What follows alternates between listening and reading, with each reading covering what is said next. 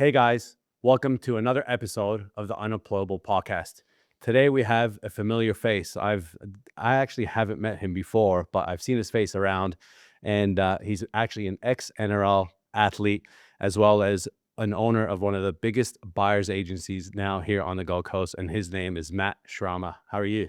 Yeah, good. Thanks for having me, lads. Yeah. It's great to be here. Been a follower for a while, and yeah, it's great to chew the fat. Yeah, no, it's so good.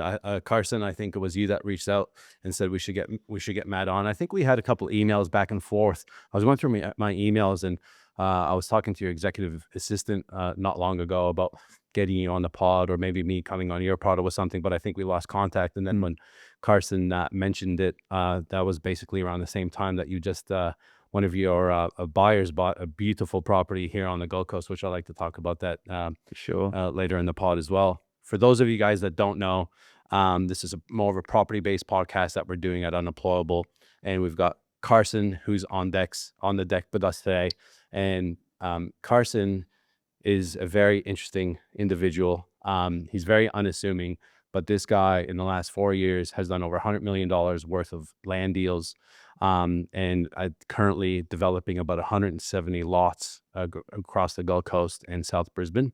And we've got James on the panel. For those of you guys that don't know who James is also a property developer, and has been in property developing now for how many years? Yeah, it's just probably back in 2012. We Yeah. did a whole bunch of land subs and also townhouse developments to do about 135 keys over that period up in a little regional town called Toowoomba. Yeah. And now we're dipping the toe back in here on the Gold Coast and a deal that you and I got going on. So Yeah. it'll be interesting to see run through this podcast. So to hear from the buy side versus the usual rhetoric you get from the sell side agents. So Yeah. I'm looking to get into this one. It's amazing because like buyers agencies, weren't really a thing many years ago. There was, you'd hear about a few of them around, but I think they're becoming more and more popular. And I think a lot of people are confused on actually, like, why would you hire a buyer's agent? How do they actually work?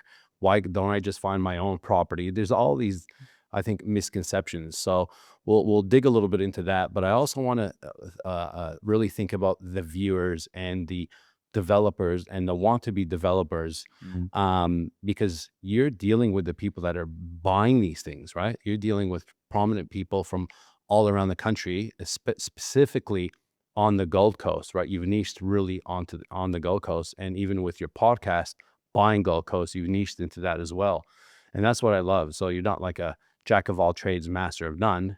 If you want a buyer's agent that specifically knows the Gold Coast, it's somebody like you. So let's go back a little bit so people could get an understanding of who you are and why they should listen. So let's give us a little bit of history on how you actually went from obviously an NRL professional athlete into being a buyer's agent.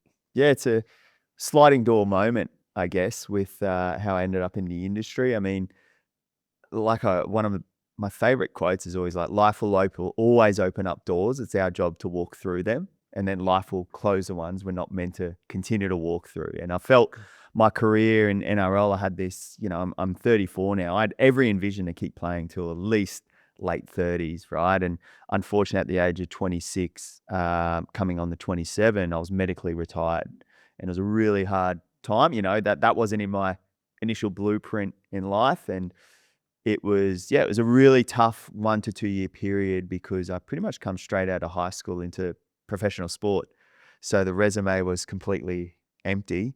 My whole life was revolved around this sport game, and for it to be cut short and then told that's it very instantaneously, and then your income's just going to dry up come off season, it's very scary and it's very tough. So for me, during my career, and this is why I talk about sliding doors, I was always interested. It's such a pressure cooker, the athlete environment. Like you're under scrutiny from your coach, the media.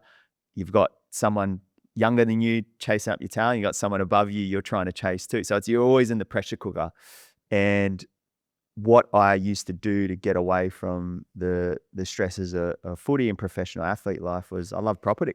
Don't know why, I just kind of fell into it. And then I started learning more around how to buy a property. You know, I used to read all the old magazines, used to go to all the seminars you could think of and just absorb it in my spare time away from footy. And then again, that sliding door moment, it was all right. If footy's not the open door now, that one's closing, I'm going to have a go at this property thing. And that's literally how it all came about. My income was cut in October and I sort of said, all right, I'm going to enter real estate sales first. Come October 1, I was in real estate industry, fresh from the get-go. So that's kind of how the transition into this whole industry started. And when you say real estate sales, obviously, was that just typical resale, like working for a Ray White or an LJ Hooker type of a business before you started the buyer's agency? Exactly right. Yeah. So I worked for a company called McGrath. Yep. And obviously John McGrath, I liked his approach to business and systems processes. His brand was quite strong too. So I thought that could be a good company to learn off. And it was great. And I loved it.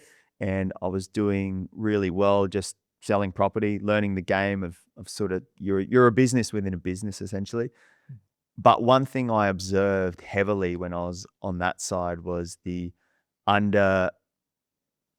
support for buyers. I found it quite interesting when someone used the analogy, like when you go to court, you know, you're represented by someone and the other side's represented by a defendant, and you kind of got a professional on each side. And when it came to buying property, especially here on the Gold Coast, I found it was the sales agent was representing the seller, but every buyer, and I found it tough because obviously I'm trying to get the best result for my client who was the seller. And we used to work on dialogue and we used to do strategies and we used to do training on how to put buyers in competition and negotiation things to try and get the price up. Because at the end of the day, yes, I obviously want to help buyers, but I'm getting paid from the seller. And that opened up again another door where I looked into this whole buyer's agent thing. I seen it in America. I seen it in Sydney.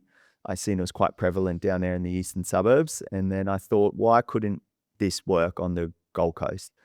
And that's how I sort of just took the plunge and thought, hey, I really want to have a crack at business. I think I'm an entrepreneur at heart. I've got a lot of key traits I feel from professional sport that I think can apply straight to business. And I was like, let's do it. Let's launch a buyer's agency business, support the buyers. I want to have a go at entrepreneurship. And mid-COVID was the perfect time, and just, yeah, had nothing to do. Things shut down for a bit, and I started the business in my bedroom in late 2020. 2020.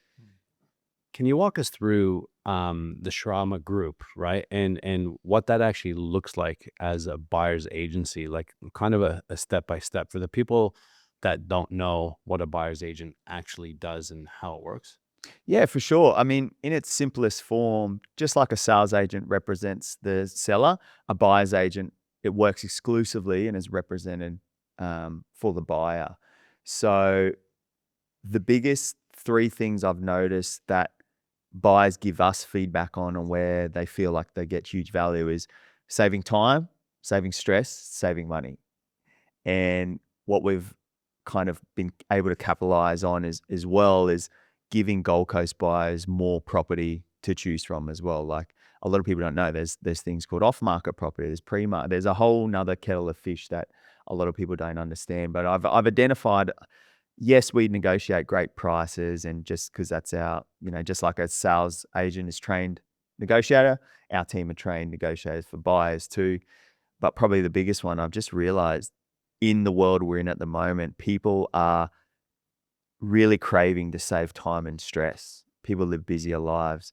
There's family, there's careers, and then throw in the mix of a really competitive Gold Coast market. I find that kind of stress of buying property, people are valuing it more of like, hey, I get help getting my hair cut, I get help, with a personal trainer. I want help buying a property. What do you find is, if people are buying their own properties themselves, and obviously a lot of people do it and do it really well, where do you think you add the most value? It's funny, because I sell a lot of my own stock myself as well, and a lot of people aren't very good at hiding their emotions. They got to keep your cards close to your chest, like you see the wife's like, I love it, and I'm just like, well, this is the price is the price now. Like, it's not coming down. There's no negotiation, and that that's going to be an easy sell. Whereas, you can kind of go in there and, negotiate and do what you guys do well. Or do you find there's other things that people get carried away in auctions, or what do you find if you were to pick one particular item of the sales process, which is pretty multifaceted, but where do you think you add the most value? Such a good question. If I was to nail it just to one that really comes top of mind, especially on the Gold, I'm going to use the Gold Coast because I'd call it more of a seller's market. Like, it's competitive. There's more demand for there is supply at the moment on the Gold Coast. I think you pretty much nailed it, Carson, around some people let pride get in the way of a good negotiation, and people let emotions get on top of them when, it's crunch time. So what I mean by that is there's two sides. There's sometimes people won't buy a property because they're letting pride get in the way. They're thinking it's me against the agent. It's not worth that. They're not willing to work with the other party to try and create a good deal happen. The other side of it is people get too emotional, too, I guess, caught up in the thick of maybe an auction or a negotiation, and potentially overpaying for a property too, potentially not doing their due diligence because they're rushing, because their emotion of they've got settlement coming up and they've got nowhere to live, so they're just going to make a rash decision. So the biggest feedback we've had, which I use a lot, and because it was kind of a penny drop moment on where the value is lying, is people always say we're nearly like the conduit between their emotions and the property. And that can be on both fronts, in terms of some people are too emotional on being too stubborn, and there's people too emotional where they just fall in love with everything and forget about all the due diligence side. You mentioned just before about, you negotiate a great price now, whether that's below market, at market, or what have you. And you just also mentioned that the Gold Coast is a fairly competitive space. There's a lot of sellers, more sellers than sellers market, I should say, sorry. So what's your edge when you go to an agent that's potentially got a pre-market deal or off-market deal that's about to come on, or on a market deal? What's your edge when it comes to negotiation? So the agent goes, yeah, I'll take your deal on your client, Matt, versus Rob and Mary's.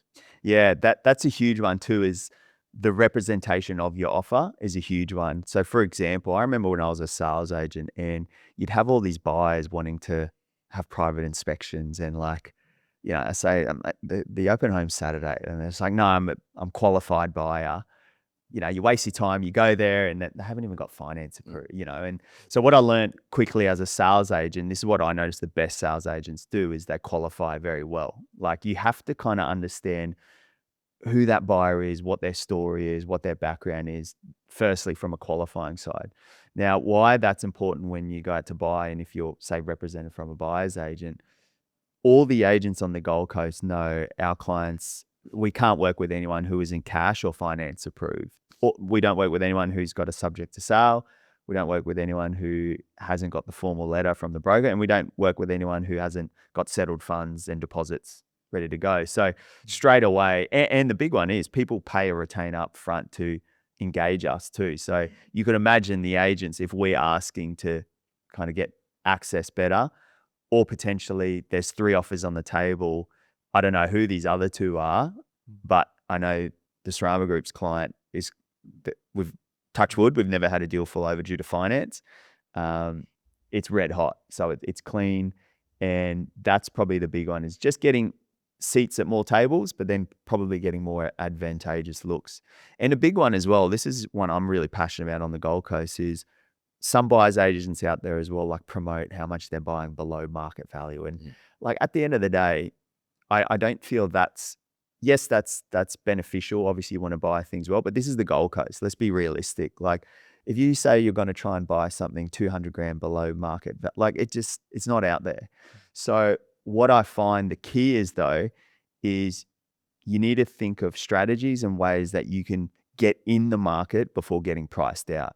And that is the number one thing I think the average buyer struggles to understand, is that every single month they are sitting outside of the market. They are costing themselves money based on the percentage growth we had last year. I worked it out. It was roughly on $1 million purchase, around 12 grand per month that they stood out of the market. So every month they're out, Yeah. it's pretty much another 12 grand to the borrowing capacity. I have this conversation with so many people, right? Friends, acquaintances. I've got friends and acquaintances for 10 years have been waiting, right? Like literally, market's going to come down. Oh, the market's too. Market's going to come down. And the reality is, like the old saying goes, you can't time the market. It's Yes. very difficult to time a market, right? If we all knew how to time a market, whether it was in real estate, whether it was in stocks, whether it was in crypto, we probably all wouldn't be here. Mate, right I'm on an Right. island somewhere. That's it. Yeah, like that's the reality, right? Yeah. But at the end of the day, you have to take the plunge. Yeah. Right. And it is daunting for a lot of people, right? Mm. Like going out there and going, okay, honey, we're gonna go and buy a property. And I'm talking from a first time home buyer perspective.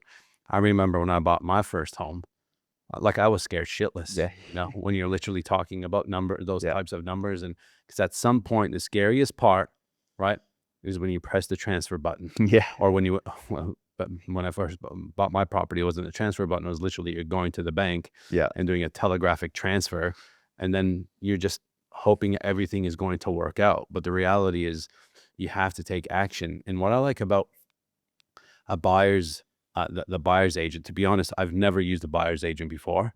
I know a lot of people that have used a buyer's agent, and there's no reason why I haven't used one. It's just I really haven't had the opportunity or thought about sitting down and going, hey, this is what I'm looking for. Do you want to help me? Right.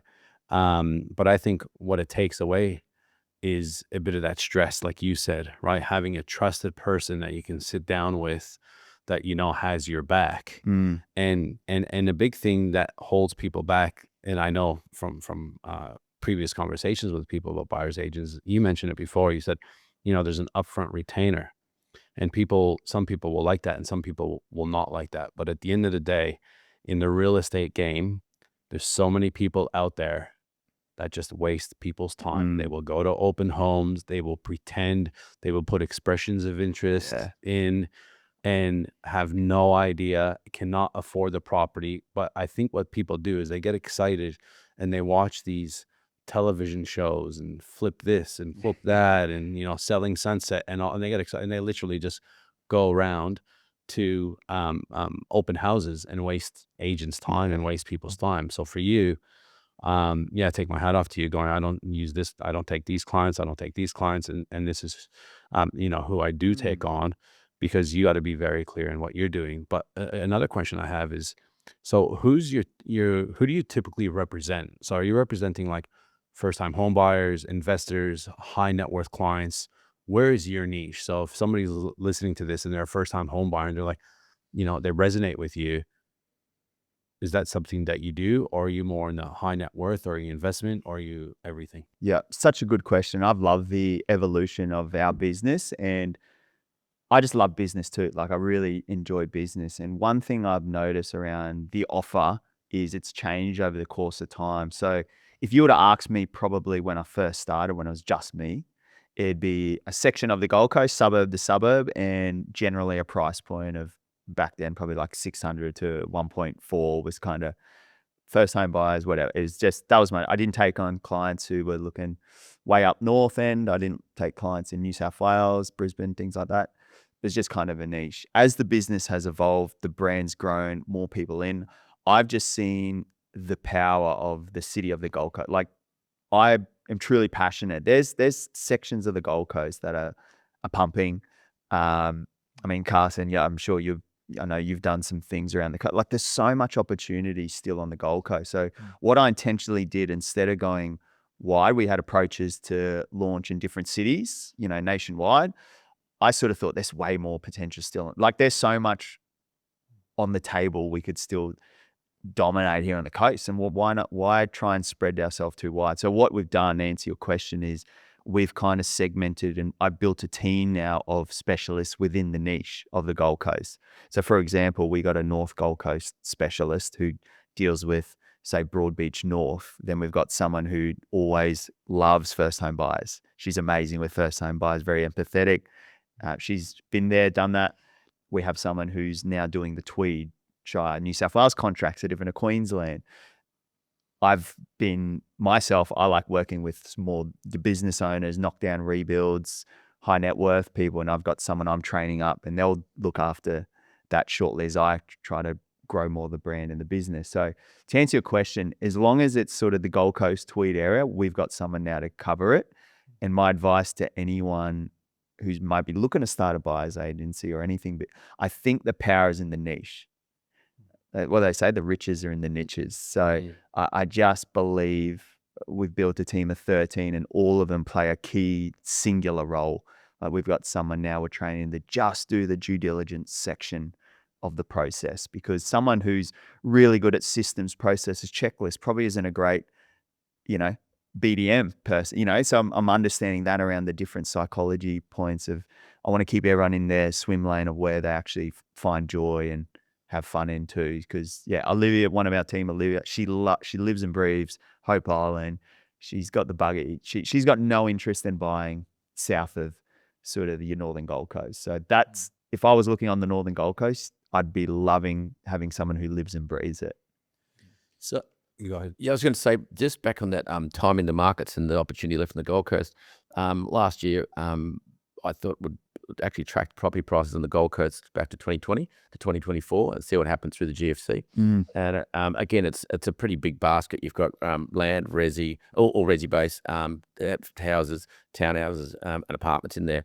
And I think it was a pullback overall, of a marginal pullback of 10 or 12% over that. It was don't quote me now, it was 2010 or whatever it was. It flattened for 2 years and then off it went again, trickle, and now we're getting that parabolic state in the market. But not only that, the Gold Coast used to be the casino of the property market, Yes. Australia-wide. Yeah. Massive swings. It was a holiday town. Yeah. Now it's not. It's turning into a bit more of a city. So that opportunity for, as you said, a lot more opportunity in the Gold Coast sort of resonates with the data that's coming through that I've been looking at, that's for sure. And to Eric's point about trying to time it, good luck. Yeah. You're either wasting time or you miss a market altogether. Yeah. And it's a huge one. I know Channel 9 reported on it the other week too, like the prediction, everything is leading towards we're going to be the first non-capital city to reach 1 million residents. So, which is really exciting because, and the key driver of that, you pretty much nailed it, mate, around we're not just tourism anymore. The film industries had a huge influx of huge productions coming here. The medical industry is massive. The wellness industry, tourism's still pumping as well.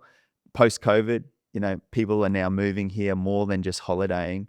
And probably the biggest one of all, I've noticed this, is that the demand of migration is increasing, but the inventory levels and supply, that's why I love people who are actually adding to our economy by doing subdivision and putting town, because we don't have enough roofs over the heads. So at the end of the day, supply and demand 101, right? Just on that, about what would be the split of the Southerners as your clients versus locals? Yeah, great question. Post-COVID, mate, honestly, probably 60 to 70% of the business in 2021 was Melbourne and Sydney. And if you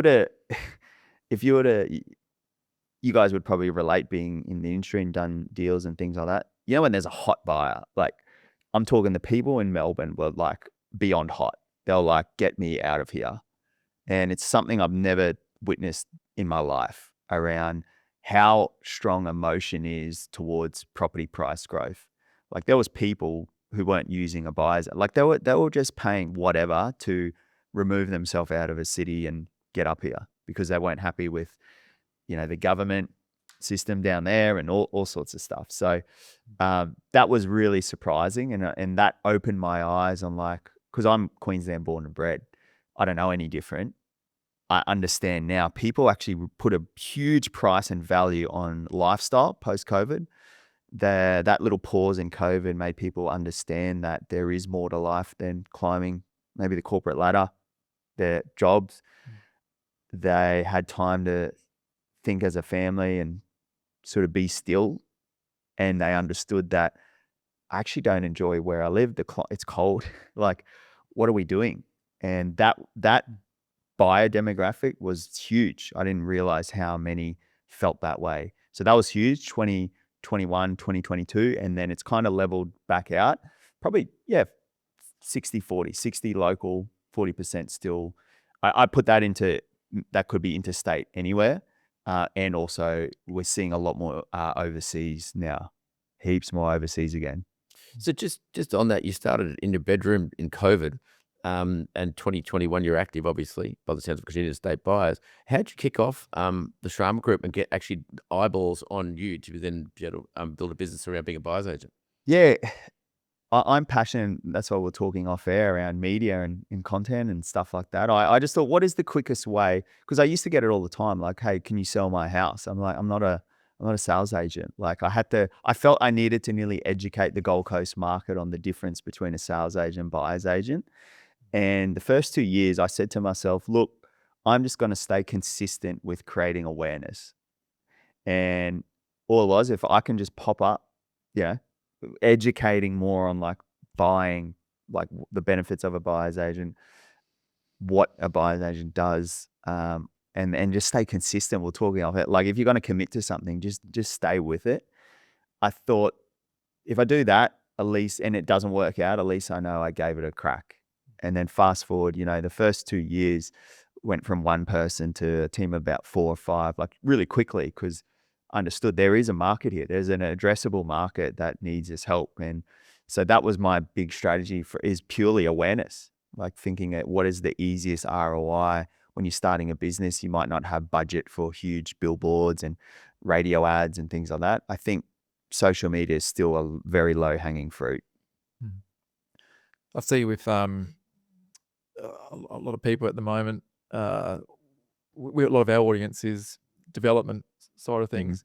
I'm keen to get your thoughts on what are you seeing people doing more of as part of like reno flips as opposed to luxury builds? Are you seeing more people making more money out of the renos, or making more money out of the luxury builds? Are you seeing what's the kind of that your clients doing the best in? Yeah. Probably the hardest thing is because of the supply and demand imbalance. I think land values, because that's where the value is at the end of the day. It's in the land, it's in the dirt, and the dirt on the Gold Coast is getting more valuable. You got ocean to the east, and then you got hinterland to the west, where you can't build in those two places. So any of that, I love the word landlocked. Any of that landlocked dirt is very valuable. The hardest thing I've noticed, especially in the last 24 months from working with so many people doing knockdown rebuilds or renovations, is the land value margin is getting increasingly more. So before you could sort of secure a rundown thing and the fat was pretty good on the back end. It's becoming harder, right? And this is my estimation on what I think is going to happen. We're in the middle now where it's really hard to do figures on today's sales for tomorrow's results. So what I mean by that is, again, I'm not a developer, but I've just worked with a lot. And my theory is the margin, it'd be hard to stack things up, I feel. Like it really would. I can see that. And it's hard to promote evidence on something that isn't there either. So it stacks up hard if you're banking on where it's going. It stacks up every day of the week, but there's no real evidence to say if I build this on this allotment in this postcode, I should get that, but will I get that? It's a ballsy move. I think in the next sort of 12 to 24 months, as these, like there's some 5 mil things that have just gone under contract that not many people know about. 5.5. These are dry blocks, by the way, in just Burleigh's, Palm Beach. They're all going to start popping up. I think then it's a bit more evidence to say like, hey, like, yep, it seems like the dirt for a 405 block now is 2 million, high ones, low twos, feasible. And that's probably where buyer's agents can come, to the forefront really well, because you guys are getting the real life information before, RPE data's saying, oh, we've had a 10% growth. Okay, we've had an interest rate cut. This week, there's 5 times the amount of people going through the open home. So that's probably where you guys will add a lot of value to your clients, where not everybody's in the market quite like yourself and a lot of agents and us that are quite active. I think if people, reach out to you, they're going to have that kind of that information where you can kind of guide them and say, hey, I know the last duplex sold for 2 million, but the one around the corner just got by 2.5. The data hasn't even been released Yeah. yet. So, and that's when we picked up subdivisions basically off the back of that, where we knew land was selling for 400,000 and then a block hadn't sold for 12 months, and then all of a sudden it sold for 550, and all of a sudden the fees don't work. Yes. And before anyone else jumped on that site, because I was in the market and I knew what was happening live. But if you don't have the time, that's where someone like yourself can really and help. with that settlement, especially with development sites, oftentimes they're not usually settlement in 30 days or 45 days. Yeah. If you've got a contract and it's a 9-month subject to DA, you've got the real life data here. The average person who goes to price finder or RP data doesn't get that data for 9 or 12 months later. The market's moved. Yeah. And they're trying to base their FISO on outdated data. Yeah. Well, there's such a lag. That's what I meant. That's Lagging there's data. such a That's lagging data in a property. Like you look at now, and I know we're specifically speaking on Gold Coast, but you look at Mermaid Waters for a 750 square meter block of land, on a canal now is $3 million for a knockdown. Yeah. Like I like that's gone up $1 million in not a long time. Yeah. Right. And all of a sudden there's one. Then it's like, ooh, man, that's high.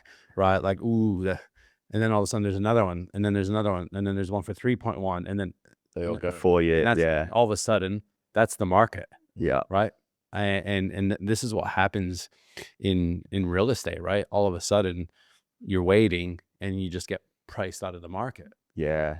So, go ahead. No, I was going to say you absolutely nailed it, Eric. I call it chasing the tail. Yeah. And I love what Carson said too, because this is where who uses a buyer and who does. If you're active in the market, that's what I always say to people. Like I use the analogy, like some people are rowing a boat and the boat is sinking and they need help. They need to patch it back up and get back on track.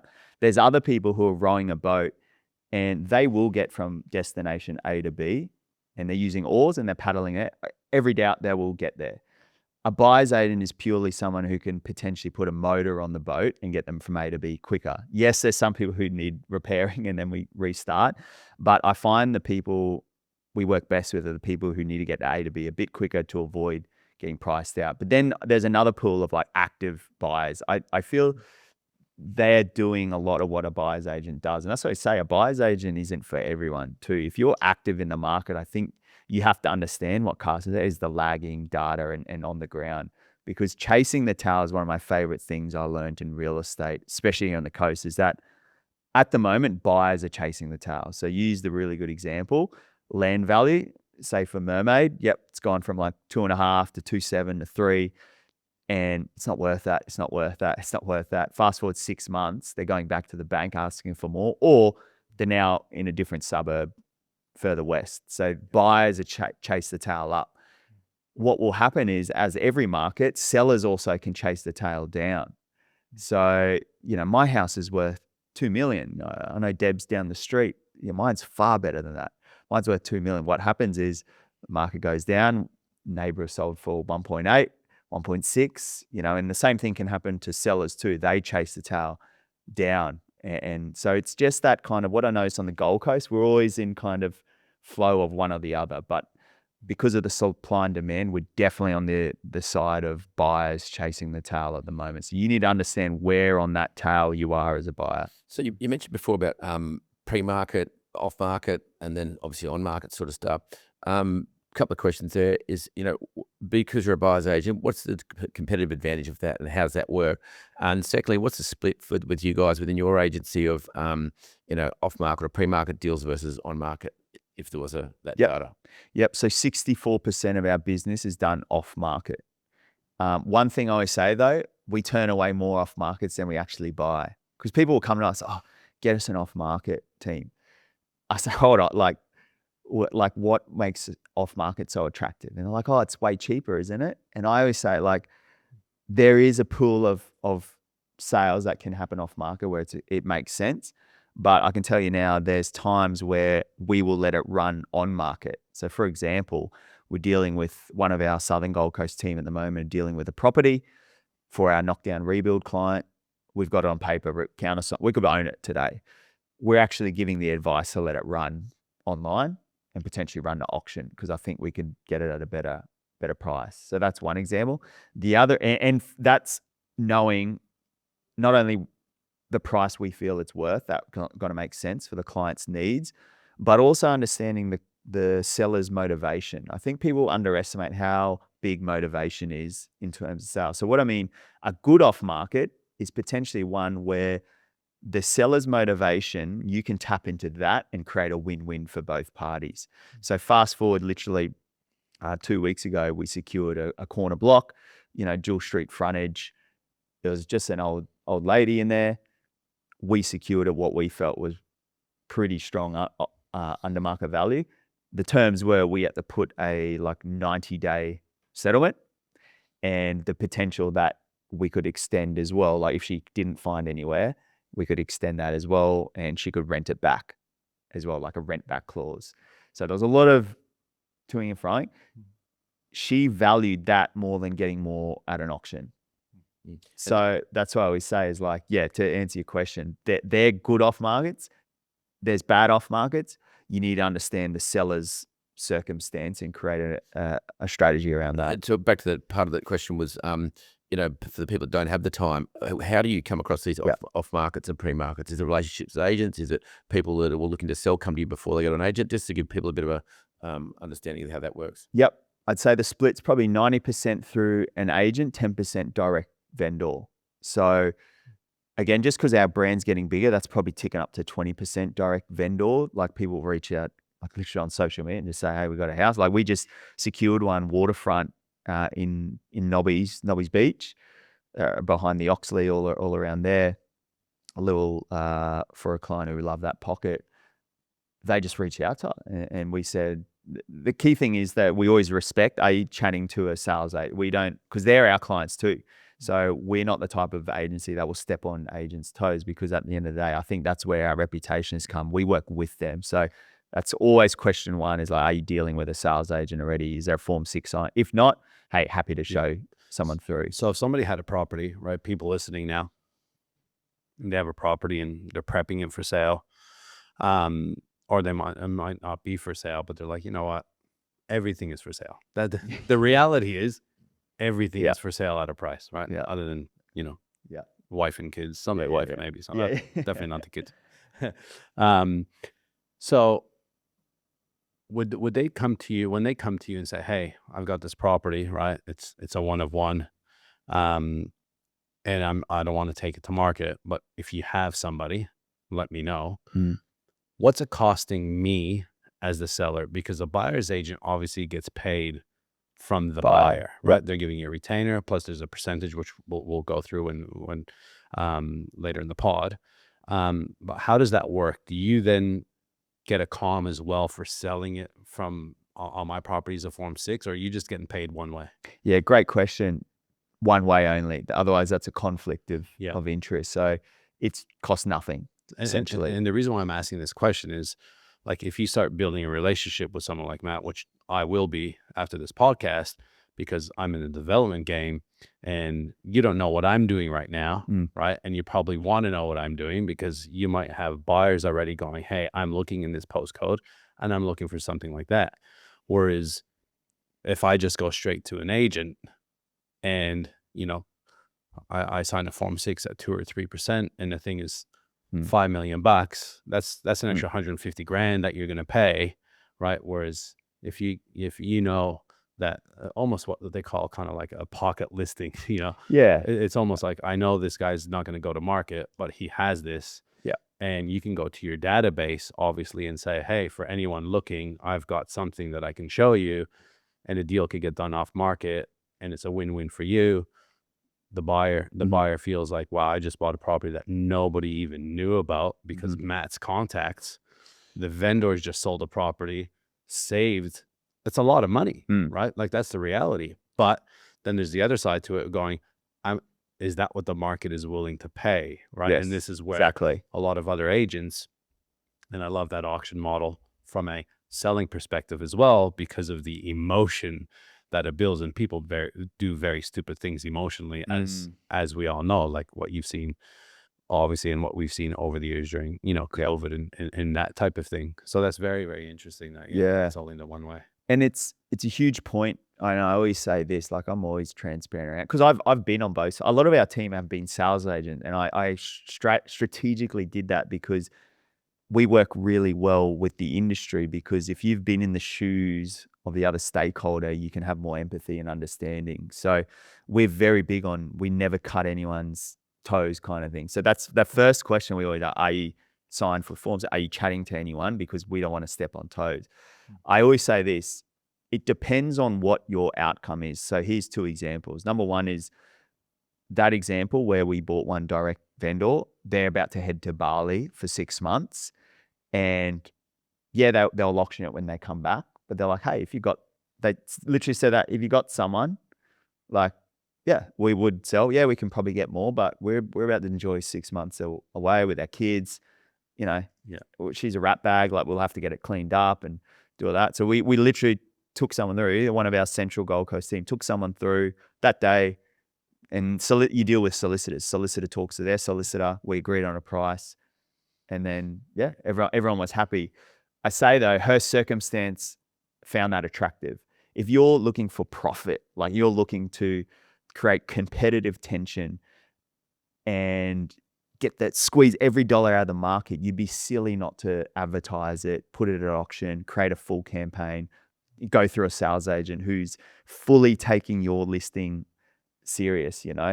That's what I always say is, like, it depends on what you need and want. Circumstance. Yeah, exactly right. Because we are not going to go take your sale or your property and we're not going to advertise. We're not going to squeeze it. Like, we work for buyers. Like, our time is not used to sell property. So that's why we always say is we're happy to keep it in our back pocket. But if nothing comes of it, at least you've let someone know.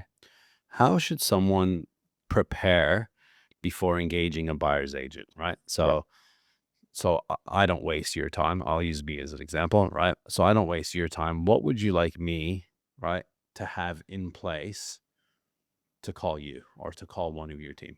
Yeah, I always say the best people, or the best time to use a buyer's agent is when you're ready to act. ACT, act. So A stands for approved. So either you've sold, you've gone to the broker and they've given you like a pre-approval.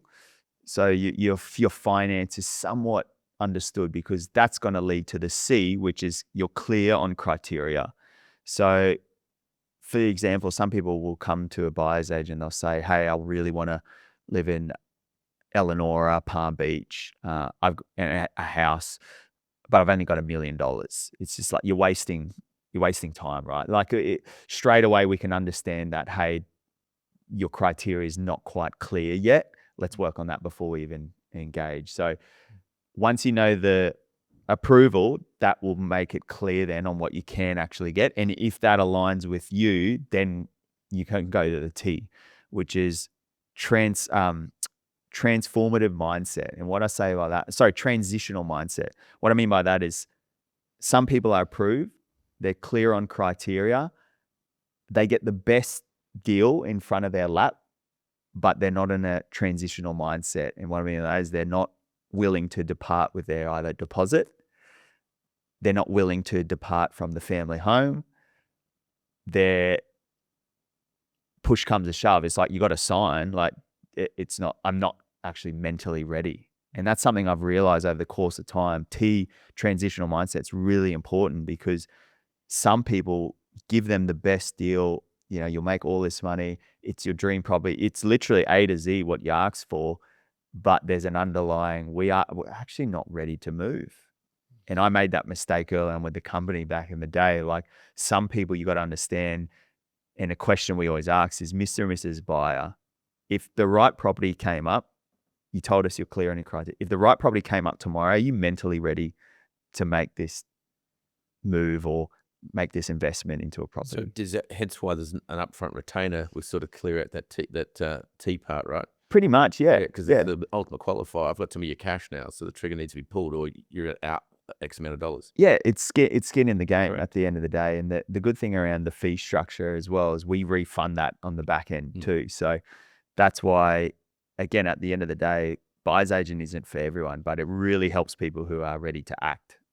Approved, clear, and in a transitional mindset.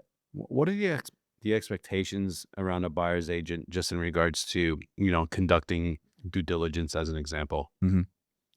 So if I'm looking at, buying a property and I'm confused, I'm from New South Wales, I'm from Victoria, I just know I want sand between my toes, right? Yeah. I want the Gold Coast sunshine, and I want to be between this suburb and that suburb, but I don't know too much about the Gold Coast. Yeah. I'm willing to engage you. I'm going to pay you an upfront retainer. What's the expectation around the amount of work that you do, right? That your agents actually do. Mhm. So do you actually go and do you hold hands with a client and go, okay, let's sit down and have a round table. Let's pull up the Gold Coast map. Let's show you the different suburbs. Why Nobby's Beach is good because the Oxley's just been built. We've got Burleigh that's pumping at the moment. Palm Beach is transformed. These types of things. Do you guys actually, is that part of your service, or do you expect the actual buyer to do that on their own time? Obviously, they probably will do some of that on their own time anyways, but how entrenched, I guess, do you guys get into that search, that C, which is Yep. criteria? Yeah, great question.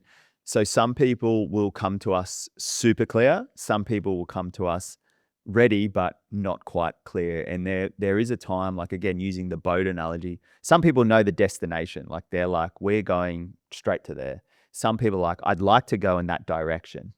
And we just help them find the right port to land on. So for investors, there's a lot more kind of advice, because at the end of the day, some people are engaged us because like, this is my deposit. This is what I like to achieve. I love the Gold Coast. I see all the news things and that. Can I get a good investment property?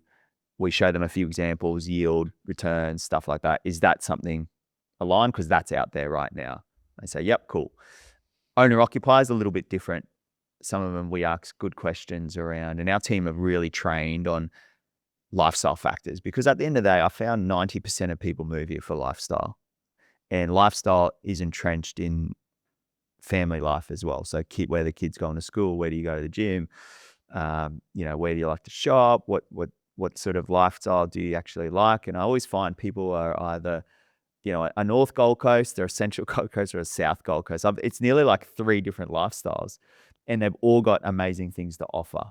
So we kind of help them navigate that first, and then we get really detailed. So for example, then we go into the actual property types. So some people want bigger floor plans. Some people want low maintenance. Some people need second living because their daughters are always dancing, and some got 4 dogs, so they need a huge yard. So it just really depends on the person. And for the developers, how far do you go with the due diligence for that? Just a ballpark, we'll list this sale for 2. The build price could be this, X, Y, and Z, so it fits within the parameters, so you're not dishing up this well overpriced property. Yeah, with developers, and this is something, again, finding niches within niches. I'm in the process now of building out the team in terms of, commercial is a huge one. We want to go down. We're getting people love the service that much. We've got so many 5-star reviews, and they're like, can you do the same but for a commercial property? Because we own a business and we need some space. We want an investment property that's more cash flow positive. We got good capital growth things. So that's an avenue. Developers are another one that is building big time on the Gold Coast. So even though I've done a lot with knockdown rebuild, the developers, I think they deserve someone, just a specialist developer who can go deep with them on that. We have helped them, but we always say upfront and transparent, we will help more on the acquisition side of the site. So my goal and dream is to provide them with, proper metrics on potential this, potential that, back-end prices, data. But at the moment, we've got a service now where it's more, we upfront site acquisition. A lot of them take the sites and will run it through their own physios, because that's probably one thing I learned too. Everyone has a different physio style. Well, I want to go more into the developer side of things, because we're all developers on this table. And I just find it I used to, be heavily involved in a project marketing business. Yep. So I understand that game very well. And, James and I, we've got a live deal right now in Burleigh Heads, which obviously is a good little pocket of the Gold Coast. And I just look at it. There's such an opportunity, right, for someone, right, or a group to figure out like the keys are in your hands, really. Like if you can go and create the network around you and go, okay, because the reality is we want more projects, right? Yes, To get more exactly. projects, we need people looking at deals. We need people finding deals. We need people relating that information back to us, Yes. right? Not just going on REA and going, oh, there's a, Yeah, you yeah. know, most of the, usually if it's on REA, Yeah. it's It's not, been sifted right? Like through a lot of it's people correct. already. Yeah. So, and then obviously us sitting with someone like you or a developer that's listening, whether it's knockdown rebuild, whether it's a duplex, whether it's townhouses, whether it's a luxury development, a bit of, I shouldn't say a bit of land, a lot of land with what Carson and Shannon are doing, because you guys are dealing with both sides. You're dealing with the buyer, right? But the developers always is the buyer as well, but they are the seller at the same exactly. time, right? So the bigger the database that you can create is going, okay, hey, I want to find a duplex site in these areas. Do you have buyers? Like my first question, if I were to sit with you, right? And this is good advice for anyone that's listening that, does reach out to, Matt and the group, would be, where are people wanting to buy? What are they Yes. wanting to buy? Is it 3-bedroom? Is it 4-bedroom? Is it rooftops? Is it what are people wanting, right? Like interstate, Melbourne, it's a different style of living down there versus Sydney and these types of things, right? So that way, when you're sitting down and you're working feasibilities out, you already know because you've seen on both sides. So you can piece it together. I feel like it's a buyer's age, like a lot of buyer's agents, especially these real young guys that are going out there now on TikTok and Instagram and going, look at this property, right? I bought this property for my client, and and we all know those guys, and God bless them because they're putting out good content and they're getting business out of it. But it's like they've bought that and it's finished. Yes. I'm just going to find you another one. What they need to be thinking about, and I feel like what you guys, like you said, that whole development space, no one's doing it. Yeah. No one's It's actually exciting doing it, to right? Like if you were to tell me, hey, like I'm zero emotion, right? You tell me, I've got clients that want this in this area. Let's go find it and let's go build it. Do you know what I mean? Like that's where it needs to get to, because for us to go, hey, we think people want this based on other agents telling us, let's go buy this. And then let's go put it on realestate.com and let's spend $7,500 a month on a project profile. And you know what? Domain's another $1,500. Not much happens on domain, but it's $1,500. Let's throw $1,500 there. And then we got urban.com, and these are all different platforms where developers like us will sell on. And then all of a sudden it's 6 months down the track and you spent 50 grand on marketing. Like there's so much cost that gets built into this that we can pass on to, like, I'd rather go, hey, we've done 3. I know I'm going to spend 60 grand. Let's just take 20 off or give them a rebate or whatever that may be, or give them a bit of a upgrade or half a furniture pack, whatever that would be, Like, what are your thoughts on that in that development phase? Because buyers agencies, it's a lot different, right? You can have a client that will come from Melbourne to say, I want a family home, and it could be a family home in the back of Robina for $1.3 million. Like that's not development, right? We're talking about active development. So how are you looking at that in your business? Such an awesome question. One of my business mentors, we're mapping it out literally as we speak, because it was a bit of a penny drop moment for me, right? Like it was probably 2.5 years ago, we started getting a lot of, I'd call it small to medium scale, like duplexes, cut into 3 maybe, or knockdown rebuild. Started getting heaps of them. When you say started getting heaps of them, heaps of people wanting to buy the finished stock, or people buying the raw land to develop? Yeah, like an old house, knock it, and then split it into maybe 2. Yeah. So the developer's going, Matt, find me this so I can build this. Yeah, okay. Exactly. Not the buyer going, Matt, I want to buy the finished product. No. We have them too, but I noticed this, like, because the thing was, right, everyone seen the need, because there was a lot of people who don't want to build because of I noticed it when the build costs started going sky high, and so the mum and dad renovator, they just wanted a turnkey, move straight in. People were moving here, but there wasn't enough of that available. So the people who could build these things were, your builders, and they all own building companies, and they seen it as a way where, I got client work, but hey, I want to start doing my own stuff now. That was a huge little niche. We work with a lot, and what I found was a lot of them became repeat clients.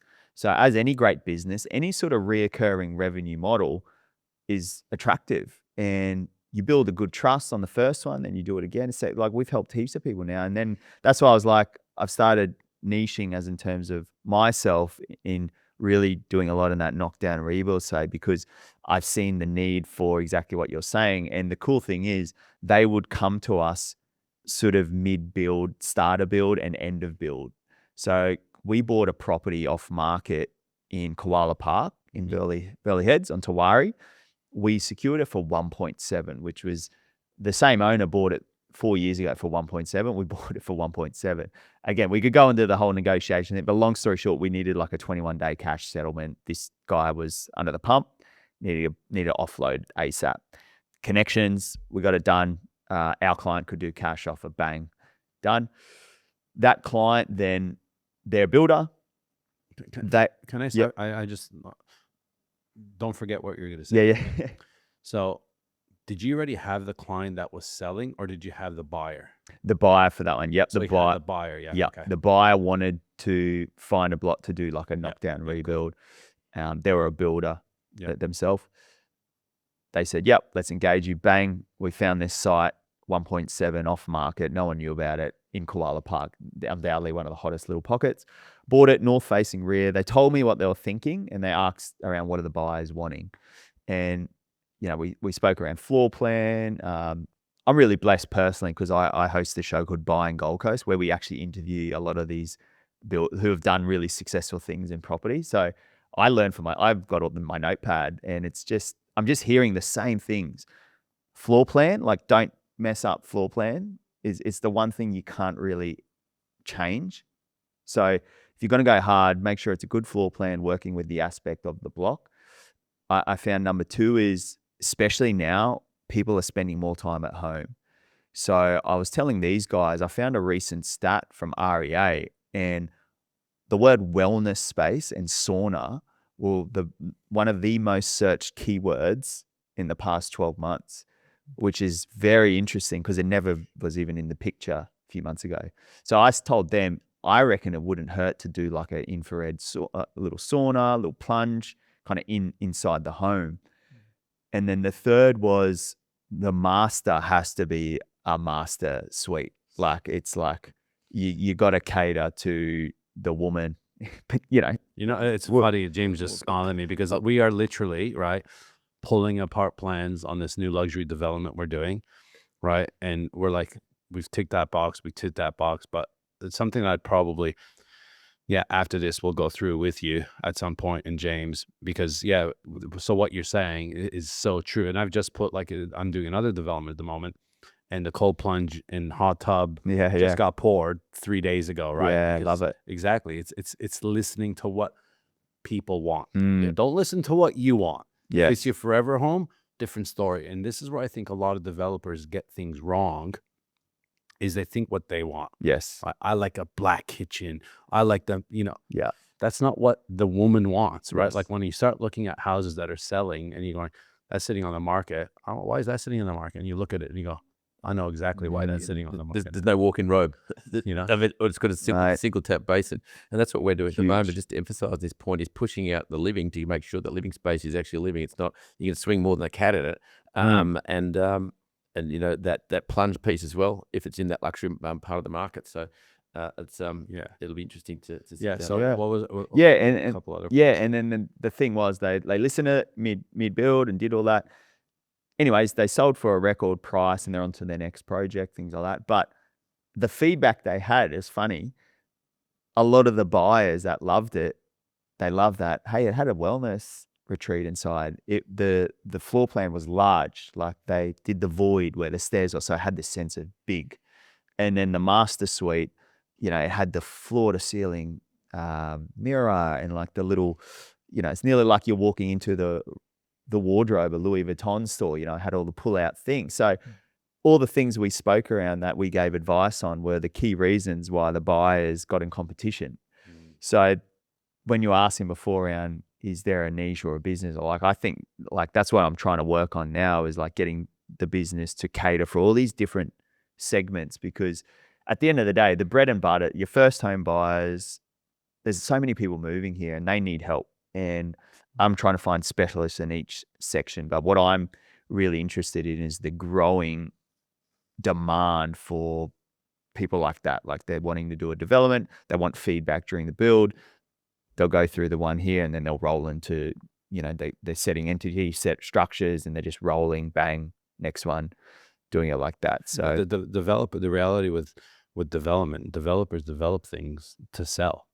yes, And they don't want to do one, right? Yeah. They want to do two, they want to do three, they want to do four. And a lot of the people listening, right, and with Unemployable Property and what we're doing, people are learning this, not just to do one or two. People are learning this that want to do this full time, right? Like Shannon and Carson. And that's why they're so inspirational in what they do, right? Is people want to do this full time. Like it's like you just loved real estate, you got into it. That's the same thing with me. I had a passion for it. I love it. I love the tangible side to it. The, you know, seeing someone and handing them the keys and you know, making them smile, whether it's a tenant or whether it's, you know, a buyer. It's just trying to find that balance, isn't it? Because as a developer, we want to make a margin. So you've got a nice block on the canal, and then it's like, okay, do we ring up the cookie cutter builder and do the cheapest kind of luxury build? I've seen sometimes where someone's built the suspended concrete and they've watched the Greyers of the world and they're killing it. But then there's also people that overcapitalize, right? They spend so much money on the build. It looks amazing. It's knowing your market, knowing your piece of dirt, because sometimes the really nice Metricon house costs half the price to build is going to make the money. So, but then there's the flip side that if you don't, you can undercapitalize as well. I've seen a beautiful block with incredible views, and I won't say the brand of the house, but it was like a stock standard. Yes. They spent like $400,000 Wow. on this house, on this $1 million block, and just ruined the block. Like I'd knock it down and start again. So yes, you got to find the you got to make a margin, because you won't even get the loan from the bank unless we're making a 15% margin, give or take. And the bigger the project, it's going to be probably over 20%. So are you finding your buyers at the back end, how discerning are they, where they go, that is a cookie cutter, like, you know, nice luxury, you know, you can say, you know, it's a nice house with a little bit of lipstick and they put some nice taps on it? Or are you seeing the discerning buyer saying, I can see the quality here, I want to spend, you know, the extra $1 million? Because people just go, well, it's a 400 square meter house, there's a 400 square meter house, they're both on the canal. So yeah, do you have any advice for an incoming developer? Because obviously you got to find that margin, but I guess it's knowing your market, knowing your piece of dirt. So I guess the question is, are the buyers discerning enough to pay that extra $1 million? Are they seeing the quality, or is that something you can coach someone through and say, hey, this is worth the extra $1 million because of X, Y, Z? Yeah. So. I'll give you two really quick examples. Number one, there was a property, I won't name the builder or anything like that, but I remember chatting to the agent, and he called me and he said, and he actually wasn't a Gold Coast agent. He just knew my profile and he gave me a place. He said, man, it's one of the best build. He's like, what's doing? Like, is there something going on the Gold Coast, whatever? And I said, man, I seen that one come on. Unreal build. It's on the wrong side of the highway. It's in a prevalent postcode, but this is what I would say around the Gold Coast. There's pockets within pockets. So this pocket in a particular postcode, it had the right postcode, but it was in the wrong pocket and it was in the wrong side of the M1. Unreal build. You copy and paste that property probably 1.5 kilometers east. You know, they're hitting the margin and they're making fat. I think it might be still sitting on the market. I know the exact property you're talking about. So, good example, Which right? is a beautiful. Beautiful. The same one I'm thinking of. It's a beautiful property, and it's the same thing, but it's beautiful. But again, colors matter. Yes, colors matter. exactly. You know what I mean? Like, I love it. My wife, is she gonna like? The reality is this: the woman buys the house. Like, you're not gonna buy the house unless the woman wants it. Unless you're a single man, different story, right? But And you got to think about that, right? Like right now, we're setting something else up, in behind the scenes, and it's going to be more targeted towards women, right? Well, one of our main guys that works with us sends me a logo, and I'm like, no, like let's let a woman design the logo, because the woman's going to know what the woman wants, right? Yes. And this is another thing, like when we're talking about this development space, one of the most underrated things that people look at is a interior designer, right? Yeah. People go, oh, I could do this, right? And then they fuck it up. Is what they do. Yeah. Right. Because they don't want to go and spend the 15, 20, 25, 30, whatever it is to actually hire that interior designer. But if you hire the right interior designer, right, they should make their money back tenfold, plus more, Yeah. right? Plus much more. But it's hard because it's kind of like, it's expensive when you look at, like, so just for selections, it's going to cost X amount. Well, my wife's pretty good at that. I know what's good. And that could be the difference on making money and not making money. What are your thoughts on that for developers as well, looking at, because you're dealing with these buyers, like you just sold probably one of the nicest houses that, the Gold Coast has seen in a long time. Yeah. Right. And we could talk about that. Yeah. That's no Yeah. problem, For sure. right? And that was Havendine, who are developers here on the Gold Coast, built a place in Mermaid Waters, and Matt's buyer bought it at auction for 14 million and 5,000, wasn't it? Yes. Yeah, 14 million in Mermaid Waters, but like unbelievable property. Like you look at that property and no stone was unturned. Like I'm on REA every day. I know what's selling. I know what's not selling. Trying to do things and make the best decisions possible. But this house was unbelievable. Right? Yeah. What do you feel made it unbelievable? Yeah. And it probably goes back to what Carson was saying before. Like you've got location, great build, wrong location. Yeah. Number one, no traction, probably no fat is going to end up in that. If not, they might lose money. On the flip side, we just secured, it was Australia's most viewed home, Australia-wide. It was on the Gold Coast. It's in Mermaid Waters. We just secured it for a client.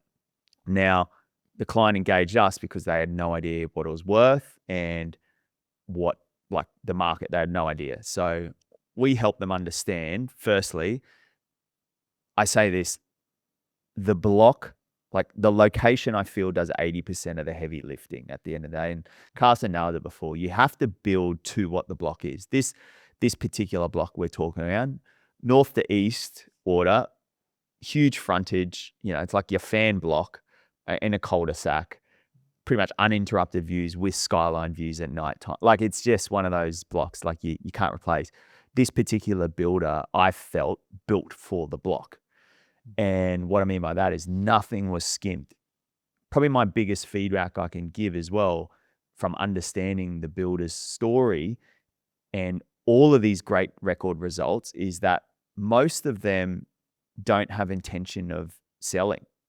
So that's I take that into account with some of the best developers I've seen is they're designing things from a like owner occupier feel. Like they're thinking, what does the owner occupier want, who will pay the emotional side of things? And to give you an example, our client he's been looking for a while and it was the one. It was the one for him. And I say this because I just got through another property before it hit the market. I think it's on the market now. Beautiful Hamptons home. One of the best Hamptons designs I've ever been in.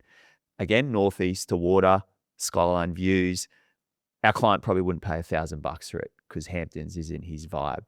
It will be for someone else, but that's why Is that the one that just hit the market? Yeah. Yeah. Beverly. Yeah. Yeah. Beautiful home. Beautiful Like property. beautiful. Yesterday, yeah. 8-car garage. It's Yeah. got it all. But not his style. His style is more the masculine style, the industrial. And again, why he loved it was what does that particular buyer like? Entertaining, pool, fire pit. If you looked at the actual, and I was educating on you could see all the little bits of gold and the bench tops and like everything was hand put in. And he's got cars, and they were strategic where they put the windows with his nice cars so he can walk in and have a look at his cars. And so it's all them little things, I think, that I dare say, like, they cost a lot of money to put those extra glass and like it's that house was on another yeah. level. So that's what I mean. It's like people will pay, and I said in the article to realestate.com, they interviewed me after it, and I sort of said my observation of the market now is that if you build the product, the buyers are now there. Whereas I had the same article questions probably 2 years ago, and I said, I reckon it's still another 12 to 24 months till we're seeing competitive tension above the $7-8 million ranges. I mean, records are made to be broken, right? And that one definitely broke records. We've got to wrap up soon, but I just want to quickly pick your brain on most people in the development space start with reno flips. Yep. So where do you think the biggest bang for buck is? Obviously paint, carpet. Yep. But if you're doing your first reno flip and you're just doing a cosmetic renovation, any tips for people at home that want to spin a profit and get it back on the market within 3 months? Yep. I would say you're better off paying a fair price for a well-located property rather than a great price for a poor located property. So what I mean by that is I'd rather pay what the property's worth if this is in a blue chip pocket of the Gold Coast rather than a bargain basement buy in a poor location. Because what you said there, Carson, if you're looking to make profit, I still believe on the Gold Coast, 80% of the margin is the street it's in, the location, which way it's facing. So I feel if you look and renovate, you can't out renovate a bad location, number one. Number two is there's money can solve and there's money can't solve issues. And this is where I see people get it wrong with renos is money can't solve busy roads, severe flood zones, backing onto the train station. Do you know what I mean? Money can't solve those things versus you find a site, great location, it's riddled with termites.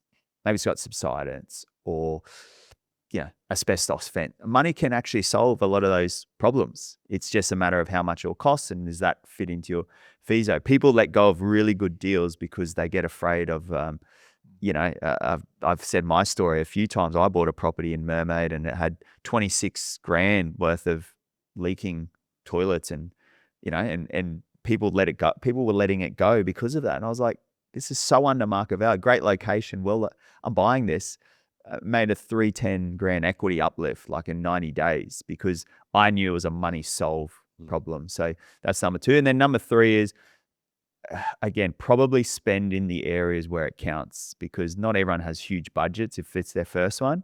From what I've been learning on our podcast, Buying Gold Coast, I always hear the word kitchen and living. Like you're right. People don't want a really crampy kitchen. So if you're looking at the property and it's cramped, can you knock out those walls? Is it struck? Get someone who actually knows what they're talking about, not just your mum or dad. Like get a builder made in or something that's easy to get out of. Or hey, no, that's struck. That's going to cost a fortune in there. And then your floor plans, kitchens, the key living areas are huge on that. And street appeals probably a big one too. I'm just finding first impressions count. That's awesome. What's we'll wrap this up. What's your from a developer, put your developer hat on, top 3 suburbs right now that you would be placing money in? All right, based on the demand that you're feeling and from interstate, from locals that want to rebuy here, from internationals, which you mentioned earlier, are coming back into the market. What I might do, I'll give maybe 2 or 3 for each side, and I'll say one is if budget was unlimited, just where I feel and then I'll give one where I see value. Yes, is and budget. And then I want, if you were to do a development site, what would you do? Are you doing a reno flip? Are you doing a duplex, or are you doing a luxury build? Yeah. Okay. On the locate, number one, just again probably in order because of the land, like Mermaid Beach, that Nobby's precinct where the like there's a lot of wealth in there now. Like again, it sounds silly, but honestly, just park your car there one day and there's beautiful cars. There's a lot of there's businesses going in there. There's wealthy restaurants. It's just a bit of a wealth pocket at the moment. All report, the sales keep popping off in there. So Mermaid Beach is always on everyone's hot list. Palm Beach is a huge one too. I think the zoning's quite attractive going to Palm Beach. Like it's been a bit of it's flat, easy access. People love that. It's got the Currumbin Creek and the Tally Creek, so it's kind of its own little bubble. Now there's restaurants in there. And obviously Burleigh's, it's Burleigh Heads. Like that is when I'm from Brisbane, I used to think Surfers Paradise was the Gold Coast back in the day. Same. That's Yeah, where I was. Yeah, Just I right from the surf. think Burleigh Heads is becoming that now. So dry blocks in there are cracking 5s and 5.5 millions now. So there's money in there too. If you ask me where I feel the kind of, I like to call them bridesmaid suburbs in terms of what's Mermaid Waters is obviously a big one off the back of Mermaid Beach. There's a little pocket. I'm not just saying this because I own a property in there. I'm going to do a development, but just behind kind of Pack Fair, there's this little pocket. Meredith. Vidicchio and Vaticula. Like, why I like, because it's gentrifying. It's rough. It's still got that little bit of like, oh, don't leave your car locked in here. But go 10 minutes to the left, 10 minutes to the right. It's all multi-million-dollar houses. There's a few new builds going in there. I'm going to be interested. Yeah, and there's Where they crack. good zoning in there as Good well. zoning. Complexes and triplexes. And one thing I've always just loved is like looking on a map. Like I learned this very young when I started buying property in other states, is like just go on Google Maps and see what's around. Like there's bus stops, there's tram, there's a shopping center, there's a retail there's cafe. Like they're all within walking distance. There's schools. So, it's going to be in demand. So yeah, Mermaid Waters for the maybe entry level buyer. I think we bought a few properties in the suburb of Carrara. Again, pockets within pockets. There's some flood zones, but there's like a Boonaroo part, they call it. Some elevated blocks behind Emerald Lakes golf courses. Yeah, they got some beautiful views. Beautiful views up, like banging views. Good And sized blocks too. Carrara, huge. Ashmore. They're massive the one blocks. in the twos. They're probably your two best suburbs. Yeah, I agree. So everyone's, again, stigma. People never really looked at them back in the day. And then the third one is, I believe, that sort of kind of where we are now, like that Southport, literally where we are, like the Girl Street. We're close on a block not far from here. He's going to do probably a duplex, triplex potentially, but probably a duplex. Probably get that in the low ones off market. And again, stigma. Southport back in the day is, a bit of a stigma, but man, we could kick a footy in the TSS precincts across the road where there's Regatta Parade with $10-20 million houses. So I like these areas kind of there. So that's my probably blue chip. That's the upcoming value. And then to answer your question on development. Yeah. Well, so yes. flip, duplex, luxury build. If Yeah. if you had entered into a competition and you had to make the most amount of profit, what are you doing? I just think this all the time is like, what's the highest wealth bracket at the moment? So for example, we secured Australia's most viewed home, and the thing I was surprised with was I knew there'd be competition, but I didn't think there'd be 6 people bidding over $10 million. The reason is there's a shortage of like proper quality homes. That type of buyer, including our client, doesn't want a duplex.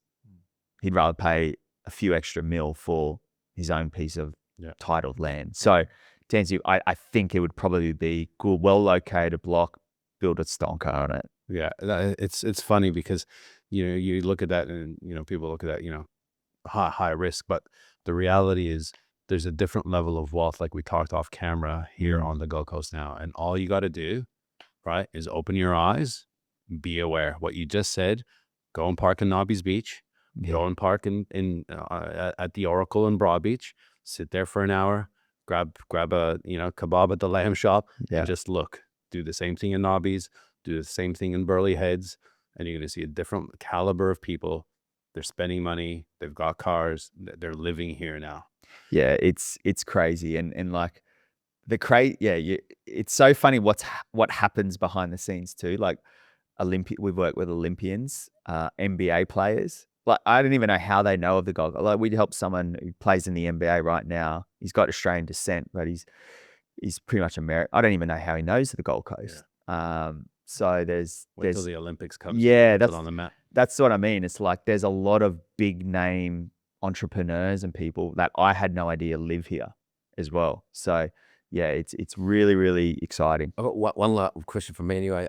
So if you'd got your crystal ball out, overall Gold Coast, where do you see it in 2 years, 4 years, 5 years? Are we going to see a topping out in the dip, or we're going to see a gradual rise into the Olympics? What's your prediction? Yeah.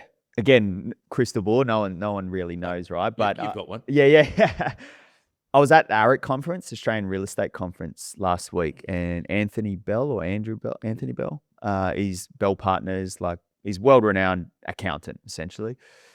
He broke it down the best I've heard it, and he spoke a lot on economic drivers worldwide. So he used examples of the tariffs and things, and then the Chinese stock, like where's all that stock gonna go now?